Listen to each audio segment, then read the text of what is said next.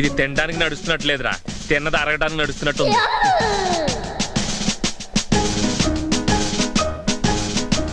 వస్తున్నా.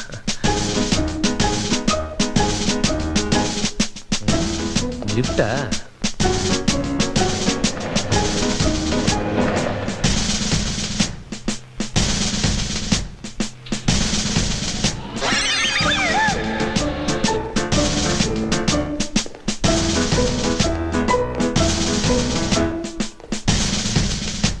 బాగుంది.